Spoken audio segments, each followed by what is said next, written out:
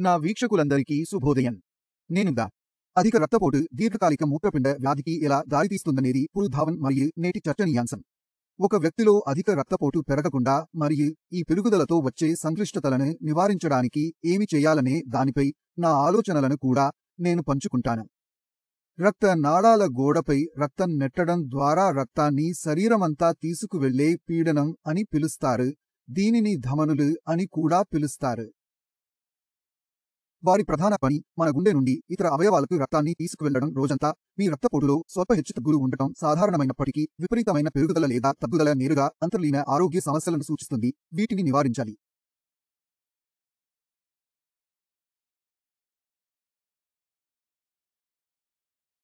మన బీపీ పెరిగినప్పుడు రక్తం మన కిడ్నీలోకి ప్రవేశించే శక్తి అవసరం కంటే ఎక్కువగా ఉంటుంది. మన కిడ్నీకి చేరిన తర్వాత అదే ఒత్తిడితో నేరుగా నెఫ్రాన్లలోకి ప్రవహిస్తుంది.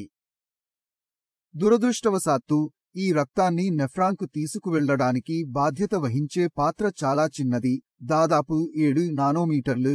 ఇది మన జుట్టు మందంతో పోలిస్తే 1/3 వంతు.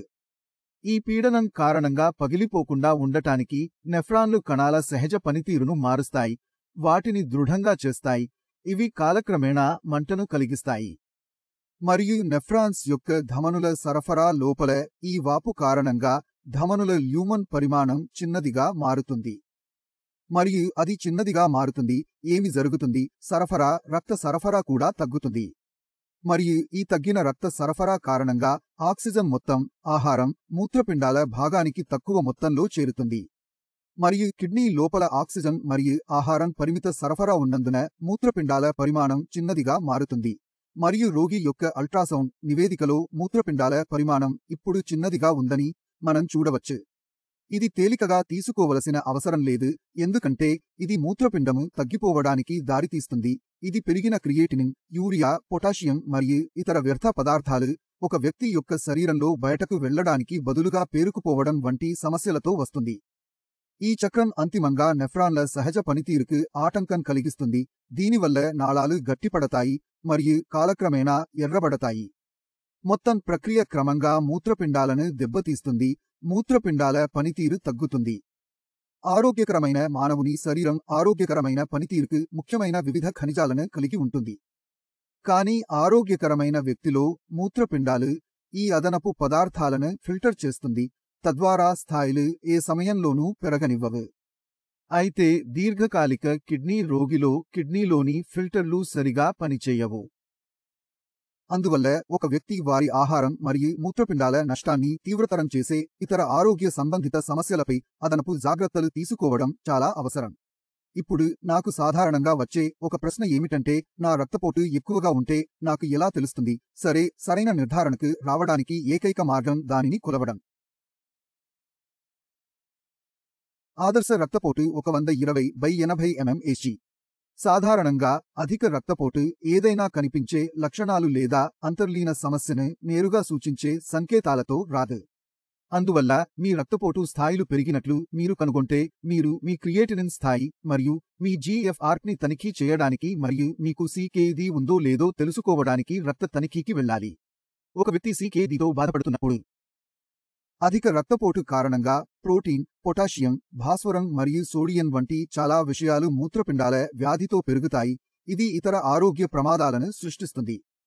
క్రమంగా కాలక్రమేణా ఈ సంక్లిష్టత దీర్ఘకాలిక మూత్రపిండ వ్యాధి వంటి ఇతర తీవ్రమైన కోలుకోలేని సమస్యలకు దారితీస్తుంది. దీర్ఘకాలిక మూత్రపిండ వ్యాధి ఉన్నవారిలో సగానికి పైగా అధిక రక్తపోటుతో బాధపడుతున్నారు. ఇది కూడా CKD యొక్క ప్రధాన కారణాలలో ఒకటి. సంక్షిప్తంగా, మీ మూత్రపిండాలు శరీరం నుండి అదనపు వ్యర్థాలు మరియు నీటిని ఫిల్టర్ చేయలేనప్పుడు దీర్ఘకాలిక మూత్రపిండ వ్యాధి సంభవిస్తుంది. పనితీరు స్థాయి సాధారణంగా రోగి ఉన్న దశలో ఆధారపడి ఉంటుంది. అయితే చక్కెర స్థాయిలు అలాగే రక్తపోటు పెరుగుదల ఎప్పుడూ మంచి సంకేతం కాదు.